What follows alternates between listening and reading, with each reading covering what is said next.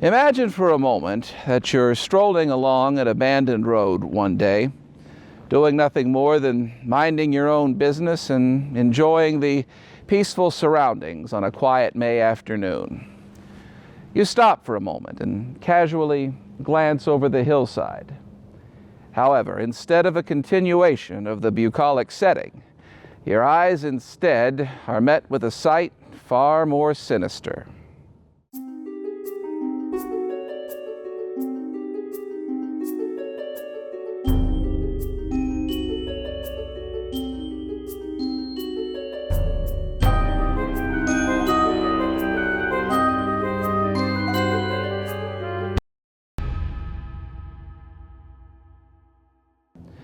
Now, this may sound like the plot from a lurid Hollywood film or the next made-for-TV movie. It is, in fact, precisely what happened to Benjamin Mills one day in 1950 as he strolled along an abandoned stretch of roadway in Morgan County, West Virginia. At the time, Mills had no way of knowing that his casual glance over the hillside that day would be the genesis of one of the longest-running unidentified person cases in the state of West Virginia. 67 years later, the case of the Morgan County Jane Doe remains open, and the identity of both the victim and killer remain unknown. Around 4 o'clock in the afternoon of May 10, 1950, Benjamin Mills, a resident of nearby Hancock, Maryland, was returning home after a day of picking mushrooms. He was walking along a seldom-used section of old U.S. Route 522, which had been bypassed by an updated highway and bridge in 1940. As he neared the Hancock Bridge, Mills stopped and looked over the edge of the roadway and down the hillside. He didn't see any mushrooms, only a bright mop of reddish-colored hair partially buried in the brambles. After taking a few moments to gather his senses, Mills hurried across the bridge into Maryland to the Hancock Police Station, where he notified the authorities of his find. The Hancock Police Department put in a call to the West Virginia State Police at Berkeley Springs. They dispatched Corporal C.S. Burke to the scene. Burke would soon be joined by representatives of the Maryland State Police, as well as Morgan County Sheriff Paul Munson and Coroner C.C. Dybee. They, in turn, would soon be joined by a horde of curious onlookers. Burke and the others descended the 42-foot hillside. Near the bottom, they found what turned out to be the nude body of a white female with bright red hair. The body was scratched up and bloodied, as though it had been dragged through the nearby hedges. The remains were partially wedged beneath a wire fence that separated the hillside from the nearby Baltimore and Ohio rail lines. Despite the body being found in a state of complete undress, there were no signs of sexual assault. Authorities secured the rugged area to the best of their ability. Police from both sides of the Potomac then fanned out and conducted a thorough search for over 2 miles in every direction. Police even took to boats and went out on the Potomac River, hoping to find some clue. Despite the intensive search, no evidence linked to the body was ever found. The woman's body was covered in a white sheet and taken to the Hunter Mortuary in Berkeley Springs for an autopsy. News of the discovery continued to spread, and a crowd, soon estimated in the hundreds, gathered outside of the mortuary awaiting a final word. At 3 a.m., after a detailed 4-hour examination, physicians from Martinsburg, West Virginia, delivered their verdict.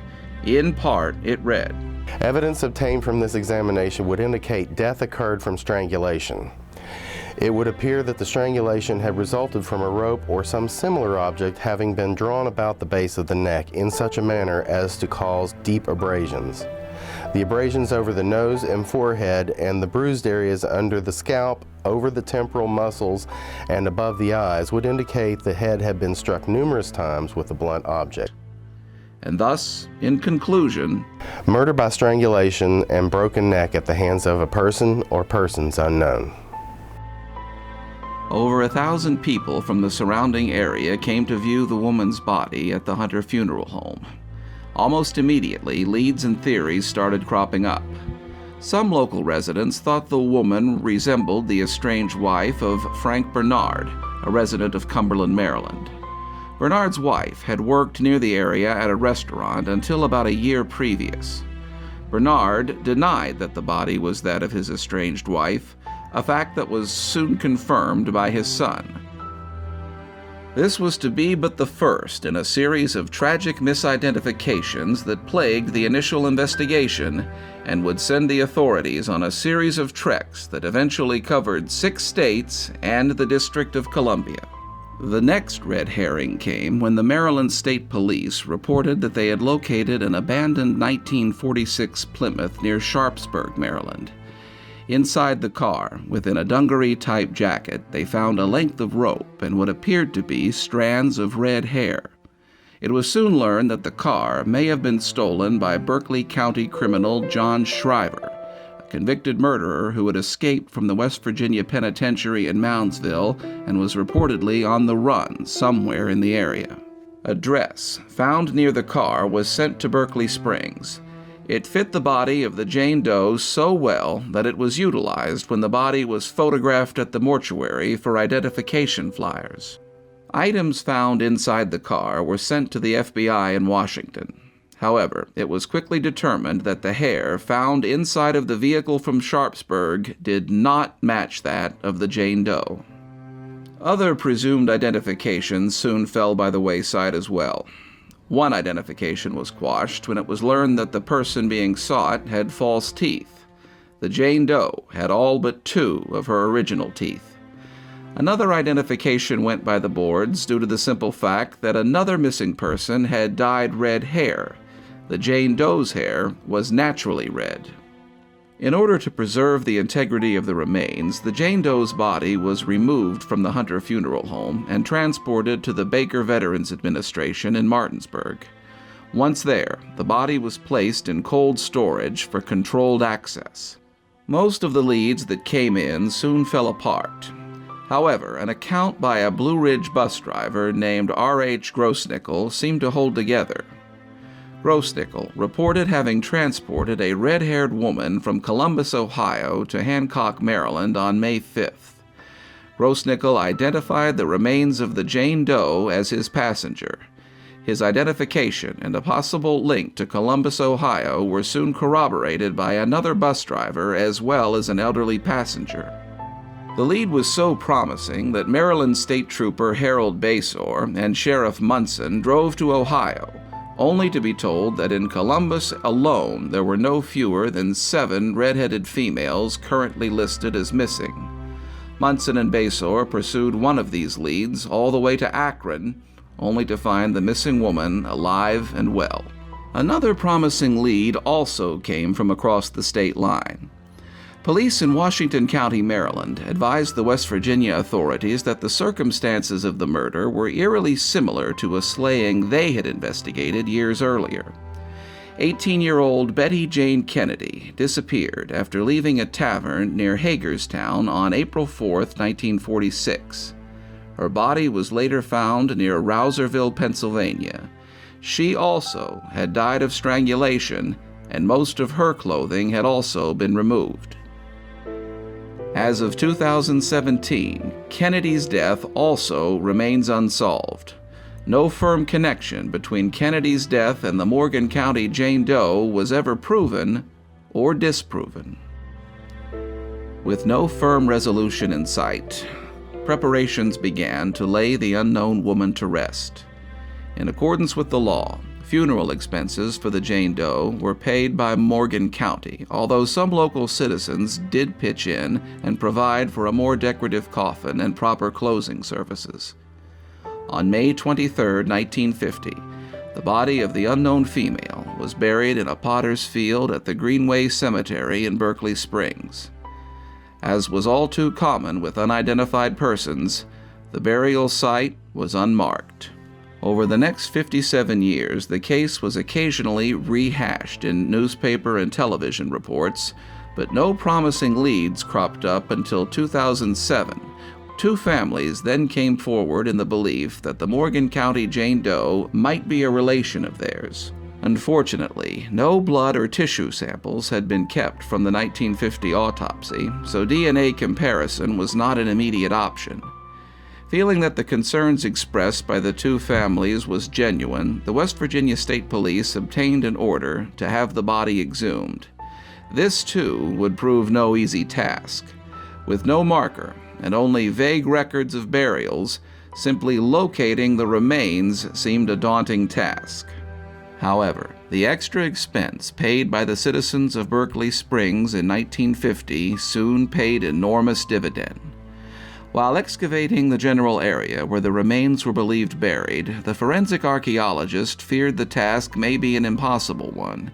One set of remains was found in very bad condition, with little in the way of identifying features remaining. Happily, the next attempt yielded telltale signs that may not have survived had the Jane Doe been afforded merely a pauper's burial. Beneath the layers of compacted earth, the remains of octagonal metal handles with short bars were found affixed to the remains of a cloth-lined casket. An examination of the skull within these remains soon confirmed the body's identity as that of the Morgan County Jane Doe. The body of the Morgan County Jane Doe was found near the bottom of a hillside, 42 feet down from what was West Virginia Route 9 and then U.S. Route 522. The woman was found on the afternoon of May 10, 1950, though an autopsy later revealed that she may have been dead for as many as 4 days. Rough markings on the woman's neck indicated that she had been strangled by a rope or some other form of garrote. She also suffered blunt force trauma to the head, and her neck had been broken, though the autopsy was unable to confirm if this occurred pre- or post-mortem. The woman was estimated to be approximately 30 to 40 years of age, with bright red hair and a fair complexion. She was 5 feet 5 inches tall and weighed between 125 and 130 pounds. Swelling in her face, however, prevented identification of her eye color. She had freckles on the backs of her hands and lower arms. Her shoe size was listed as 4.5 narrow, and all but 2 of her original teeth were intact. A Y-shaped scar was noted on the outside of her right wrist, and a W-shaped scar was noted on the center of her forehead. She had a 10-inch hysterectomy scar and another 4-inch scar from an appendectomy. Her DNA, dental information, and fingerprints are available for comparison. Authorities believe that Jane Doe may have lived in or had ties to the Columbus, Ohio, and the Needmore, Pennsylvania area. She may have been traveling from Columbus, Ohio, in the company of an elderly woman from Savage, Oklahoma. Authorities do not believe that she was from Berkeley Springs or any other part of Morgan County. Authorities also believe her killing may be linked to the 1946 murder of Betty Jane Kennedy in Rouserville, Pennsylvania. Her case also remains unsolved, and contemporary newspaper accounts noted many similarities between the two murders. Sadly, the family link being sought through the 2007 exhumation also turned out to be a dead end. It did, however, provide authorities with a viable DNA sample for comparison. As with many cold cases, investigators believe that this is the most valuable weapon at their disposal and may one day provide confirmation to the identity of the Morgan County Jane Doe. If you have any information which may help identify the Morgan County Jane Doe or her killer, please contact the Berkeley Springs Detachment of the West Virginia State Police at 304-258-0000. Once again, the Berkeley Springs Detachment of the West Virginia State Police, 304-258-0000.